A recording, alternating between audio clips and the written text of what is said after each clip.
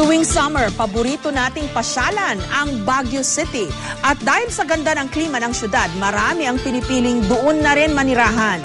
Pero ayon sa ilang pag-aaral, kasabay ng pag-unlad ng City of Pines, ang mga problemang kailangang tugunan. Si Maki Pulido on assignment. Sariwang hangin, malamig na klima sa ilalim ng malagong pine trees. Yan ang karinyo ng Baguio City. Kaya naman hindi nakapagtatakang maraming nabibighani sa ganda nito. Ang syudad na dinisenyo lang para sa 30,000 tao noon, ngayon ay tahanan na para sa mahigit 300,000 residente. Kasabay ng paglobo ng populasyon ng Baguio ang tila paliit na mundo ng mga nakatira rito. Base sa pag-aaral, triple ang idinami ng mga bahay sa Baguio simula 1990. Giit ng lokal na pamahalaan, may natitira pa naman daw na lupang maaaring tayuan ng gusali. May mga buildable areas pa tayo, but when we say buildable areas, less ito yung ating watershed reservations and other government reservations. Pero maging mga watershed na di dapat tirhan, hindi nakaligtas. Ang Buyog Watershed nga na isa sa pinakamalaking pinagkukunan ng supply ng tubig sa Baguio, kalahati mga bahay sa halip na mga puno ang nakatayo.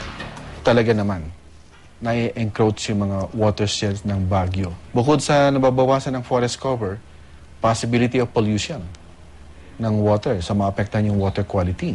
Hindi lang daw kalidad, kundi pati supply ng tubig apektado rin. Tansya ng pag-aaral, pagdating ng taong 2025, ang Baguio na ang isa sa may pinakamalaking kakulangan ng tubig sa Pilipinas. Isang krisis na ramdam na raw ngayon. Ako na lang, based sa experience ko, in my place sa Camp 7, we used to have water every day. Now it is every other day. Then I asked water district why, because we have to give water to others. Isa ring kinababahala ang panganib na dala ng mga kalamidad.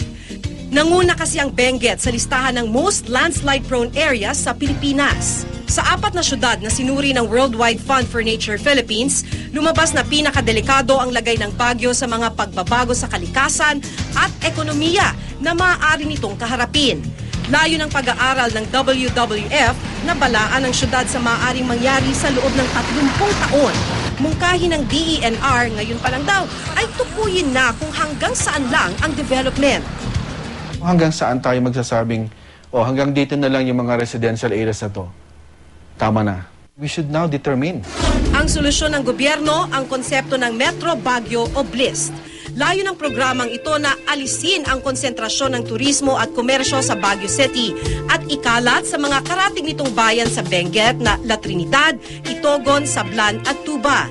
Para magawa yan, sinimulan ng gawin ang circumferential road na magdudugtong sa mga nasabing bayan. Sana, these adjoining local government units should work together, makakatulong sa kanila. At the same time, sana wag naman yung Baguio, yung talagang palaging pinupuntirya na dyan sila titira. Anumang problema o sakuna maaagapan kung may tamang paghahanda. Sa kaso ng tinaguriang Summer Capital of the Philippines, mahalagang ngayon pa lang, simulan na ang pangangalaga para mapanatili ang angkin nitong ganda. Maki Pulido, GMA News.